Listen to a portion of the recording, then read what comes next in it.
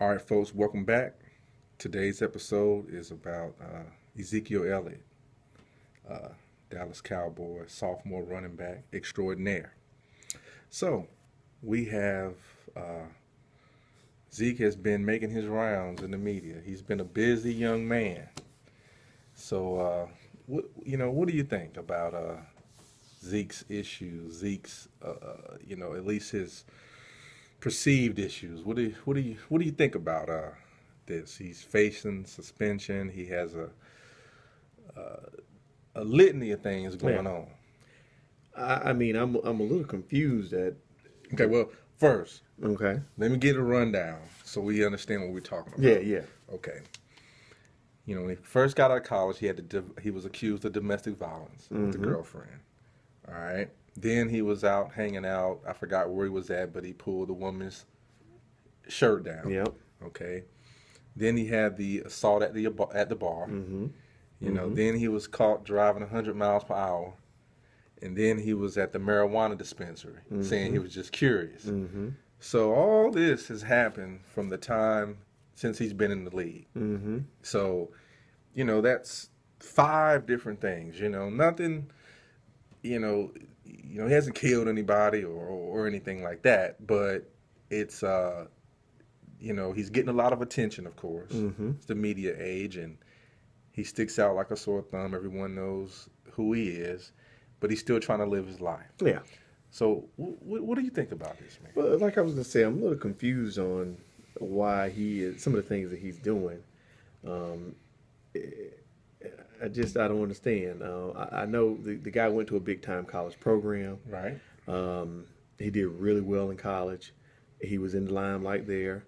From my understanding, he didn't get into any serious trouble in college, other than I think when he was about to graduate. The year before he graduated, I think him and his girlfriend had a little altercation. So coming out of college, that's the only thing that we've heard that he did that was negative. I know he got a little bit of money now, and he's going. He got a lot of little bit. So he's going more places. I guess. I don't know. The dude seemed to have he had a really good family life. So I'm sure he has mom and dad there. So it looks like he was raised appropriately. So some of the things he's doing is really immature. But he has to realize that who he is, and the team he plays for, everything just seems to be just blown up when a Cowboy player, when he does anything. So they're supposedly America's team, which they're not. It's the Steelers. We all know that. But he just, I think right now he's just one of those guys. He just needs to get somewhere, as they can say, and sit down. All right. All that's point well taken. So this is kind of, what I'm thinking. When you look at his 5 incidents, you could say, is it coincidence? Is it him being at the wrong place at the wrong time? Or are the media hounds just on him?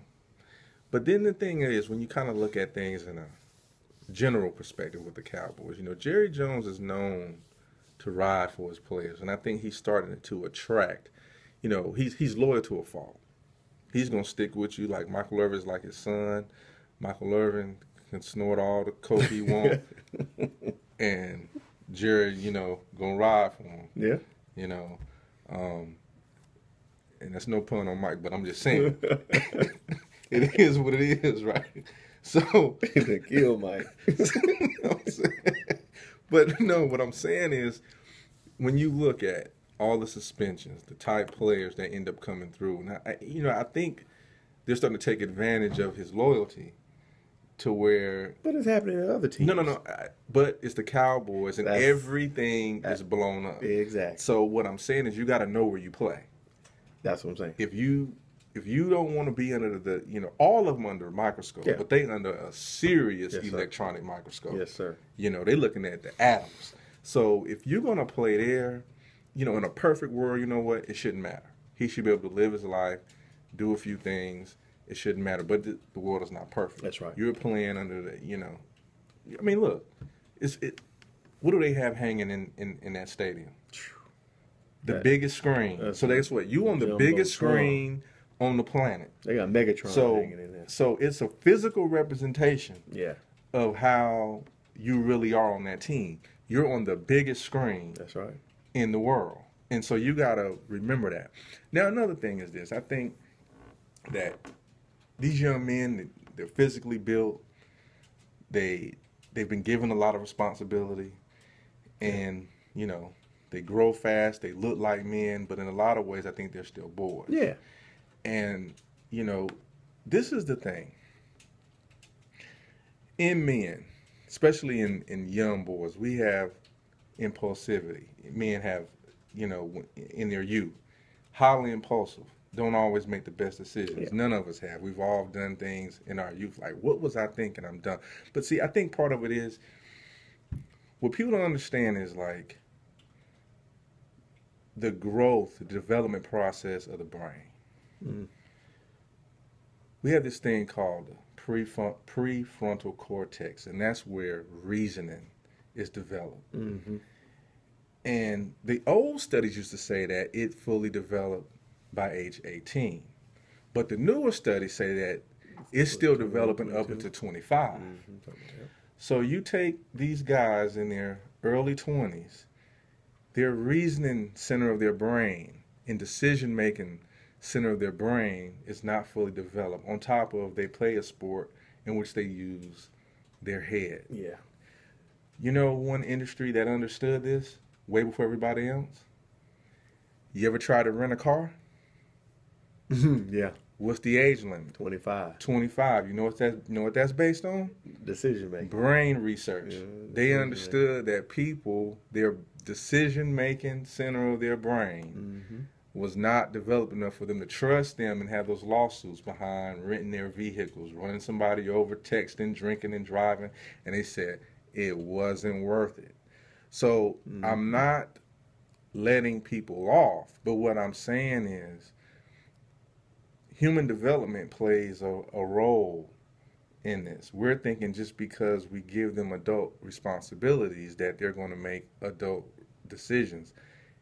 Physically, you can be an adult, but brain-wise, you're still an adolescent. Yeah. So I think not just picking on Zeke, but I think across sports, when we keep seeing athletes and young men and young women do things, you're like, what in the world were they thinking? Guess what? They don't know what they were thinking.